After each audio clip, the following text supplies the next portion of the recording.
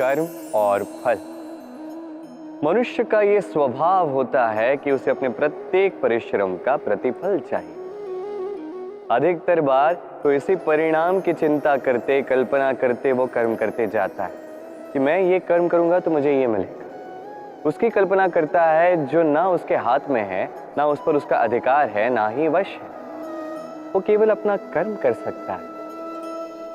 उसे क्या मिलेगा ये उसके हाथ में नहीं है। इसलिए आप भी केवल कर्म करते जाइए, फल की चिंता नहीं। स्मरण रखिए, जड़ और शाखाएं जिस प्रकार एक दूसरे से जुड़ी हैं, उसी प्रकार कर्म और फल एक दूसरे से जुड़े। जो भी आप कर्म करोगे उसका फल आपको अवश्य मिलेगा। इस फल की चिंता में कर्म का समय नष्ट ना कीजिए, क्योंकि जो व्यक्ति समय नष्ट करता है, समय उस व्यक्ति को नष्ट कर ही देता है। कर्म कीजिए निस्वार्थ भाव से, फल की चिंता ना कीजिए।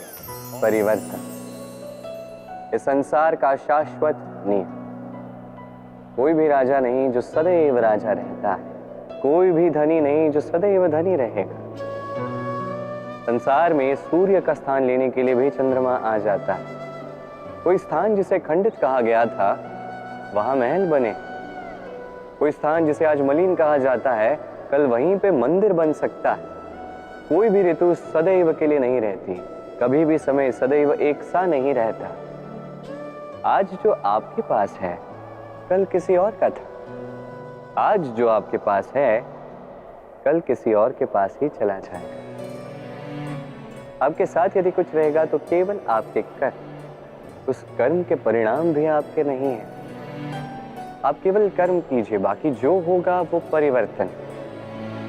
और इस परिवर्तन से भयभीत होने की आवश्यकता नहीं है, इसका स्वागत कीजिए। यदि आप मुस्कुराहट के साथ इस परिवर्तन का स्वागत करेंगे तो ये परिवर्तन भी मुस्कुराहट के साथ आपका साथ देगा। वट वृक्ष का बीज राई से भी छोटा होता है, पर जब वो अपना रूप धारण कर लेता है तो एक विशाल वृक्ष में परिवर्तित होता है, जो सहस्त्र वर्षों तक जीवित रहता है, छाया देता है, पक्षियों को घर देता है और यात्रियों को विश्राम करने का स्थान देता है। क्यों? क्योंकि वो छोटा सा बीज वो भूमि के भीतर जाकर अपना खोल तोड़ता है, अंधकार में रहता है। जितनी भी धूप क्यों ना आए, कितनी भी वर्षा क्यों ना आए, सब सहता है। तत्पश्चात एक कली का निर्माण होता है, फिर धीरे धीरे वो एक विशाल वृक्ष में परिवर्तित होता है। देखिए, जीवन में कठिन समय आता है इसके लिए नहीं ताकि आप हार मान लें, इसलिए आता है ताकि आप भविष्य निर्माण के लिए स्वयं को सज्ज कर दें। यदि कठिन समय में आप भी उस बीज की भांति डटे रहेंगे तो आप भी एक दिन उस विशाल वृक्ष की भांति अपना अस्तित्व बनाएंगे, जो सहस्त्र वर्षों तक पहचाना जाएगा। संचय। मनुष्य जब से सोचने समझने लगता है, संचय करना आरंभ करता है। संचय करता है भोजन का, धन का, शक्ति का। अपने लिए करता है, अपने परिवार के लिए करता है, पत्नी के लिए, संतान के लिए, संतान की संतान के लिए भी करता है। संचय करने के लिए उसके पास अनेक कारण हैं और उसे ये लगता है कि इस संचित शक्ति से कोई उसका कुछ नहीं बिगाड़ पाए। भूल जाता है मनुष्य ये महत्वपूर्ण बात, ये सत्य। वो इस संसार में खाली हाथ आया था, यहां से उसे खाली हाथ ही जाना है।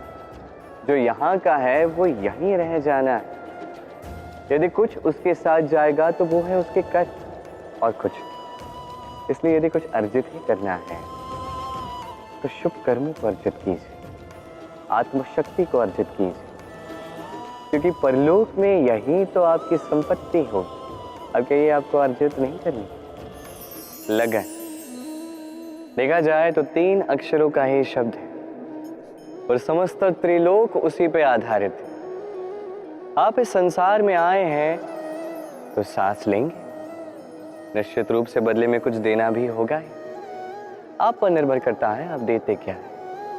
देते क्या है इस संसार को, इस समाज को, अपने परिवार को, और बदले में लेते क्या है, यश या अपयश। देखिए, एक था रावण जिसने समुद्र पार किया सीता हरण के लिए, और एक थे श्री राम जिन्होंने समुद्र पार किया, सेतु बना के गए सीता को वापस लेके आने के लिए। दोनों ने समुद्र पार किया, बस अंतर था तो लगन की समझ का, लक्ष्य का। अनेक लोगों की यात्रा एक जैसी हो सकती है, पर आनंद तभी मिलेगा जब लक्ष्य शुभ हो, महान हो, जिस लक्ष्य में इस संसार का कल्याण होगा, व्यक्ति का सम्मान होगा। यदि आपका संकल्प उचित है तो आपका लक्ष्य भी उचित ही होगा, अन्यथा केवल विनाश होगा। और उचित तो यही है कि विनाश से स्वयं को बचाया जाए। क्यों? तो जीवन में जो भी लक्ष्य बना रहे हैं, स्मरण रखिए वो शुभ लक्ष्य होना चाहिए। यदि ऐसा होगा तो आपकी यात्रा और आपका जीवन दोनों सुखमय होगा। सुरक्षा, क्या है ये सुरक्षा? क्या कोई कवच है या कोई सीमा है? ये सुरक्षा कुछ और है। हमारे माता पिता, हमारे प्रियजन, हमारे मित्र, ये समाज, हमारे शुभ चिंतक, हमारे संबंधी, ये सभी हमें हमारे जीवन में किसी प्रकार की सुरक्षा देते हैं, कोई कवच देते हैं किसी न किसी रूप में। और देखा जाए तो हमारे पराक्रम में, हमारी वीरता में, हमारे साहस में यही सुरक्षा सबसे बड़ी बाधा बनती है। कभी देखिए, जब आपको कोई सुरक्षा ही ना मिले या आप इस सुरक्षा को तोड़ के बाहर निकले, तब आपकी वीरता चरम सीमा पर होती है। क्यों? क्योंकि तब आप जानते हैं कि अब इस संसार का सामना हमें स्वयं ही करना है। आप जानते हैं कि शत्रु का सामना अब अपने ही बल से, अपने ही पराक्रम से, अपने ही साहस के साथ करना है। तब जाके हमारे भीतर की ये शक्ति जागृत होती है। ये शक्ति यहीं बसी है, बस इसे पहचानना है, इसे जागृत करना है, और ये सुरक्षा के टूटने के पश्चात ही होता है। और जो अपनी शक्ति को जानते हैं, जो स्वयं पहले से ही शक्तिशाली होते हैं, वो स्वयं ही अपना कवच निकाल के तोड़कर फेंक देते हैं, कर्ण की भांति।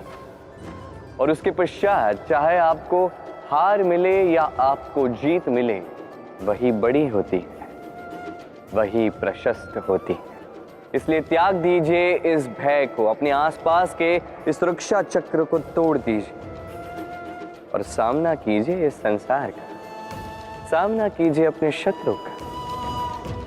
पराक्रम का ये अंकुर, इसे उगने के लिए बीज के ऊपर का ये कवच, ये टूटना अति आवश्यक है।